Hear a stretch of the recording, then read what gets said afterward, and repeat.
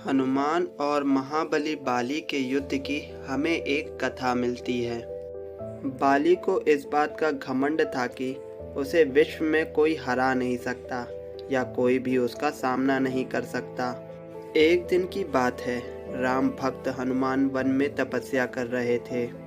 उस दौरान अपनी ताकत के नशे में चूर बाली लोगों को धमकाता हुआ वन में पहुंचा और चिल्लाने लगा कि कौन है जो मुझे हरा सकता है।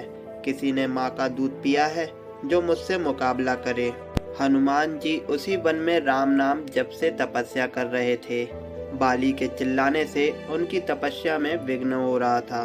उन्होंने बाली से कहा, वानर राज, आप अति बलशाली हैं, आपको कोई नहीं हरा सकता, लेकिन आप इस तरह चिल्ला क्यों रहे हैं। यह सुनकर बाली भड़क गया। उसने हनुमान जी को चुनौती दी और यहाँ तक कहा कि रे वानर, तू जिसकी भक्ति करता है मैं उसे भी हरा सकता हूँ।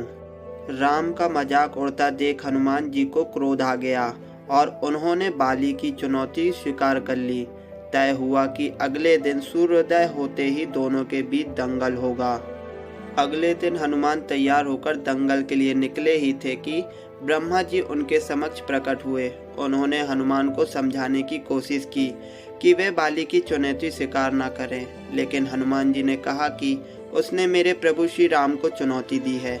ऐसे में अब यदि मैं उसकी चुनौती को अस्वीकार कर दूंगा तो दुनिया क्या समझेगी, इसलिए उसे तो सबक सिखाना ही होगा।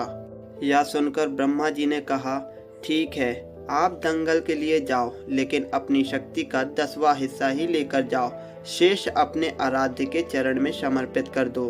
दंगल से लौटकर यह शक्ति फिर हासिल कर लेना।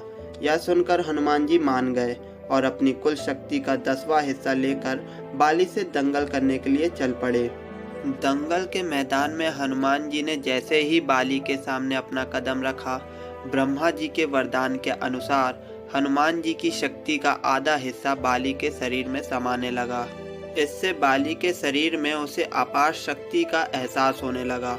उसे लगा जैसे ताकत का कोई समंदर शरीर में हिलोरे ले रहा हो।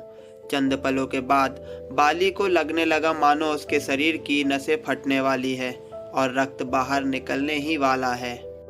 तभी अचानक ही वहां ब्रह्मा जी प्रकट हुए और उन्होंने बाली से कहा कि खुद को जिंदा रखना चाहते हो तो तुरंत ही हनुमान से कोसों दूर भाग जाओ, अन्यथा तुम्हारा शरीर फट जाएगा।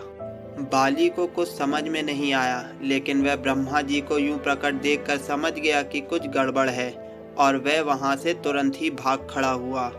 बहुत दूर जाने के बाद उसे राहत मिली, शरीर में हल्कापन लगने लगा। तब उसने देखा कि ब्रह्मा जी उसके समक्ष खड़े हैं। तब ब्रह्मा जी ने कहा कि तुम खुद को दुनिया में सबसे शक्तिशाली समझते हो, लेकिन तुम्हारा शरीर हनुमान की शक्ति का छोटा सा हिस्सा भी नहीं संभाल पा रहा है। तो मैं बताना चाहता हूँ कि हनुमान अपनी शक्ति का 10वां भाग ही लेकर तुमसे लड़ने आए थे। सोचो यदि संपूर्ण भाग लेकर आते तो क्या होता। बाली यह जानकर समझ गया कि मैंने बहुत बड़ी भूल की थी।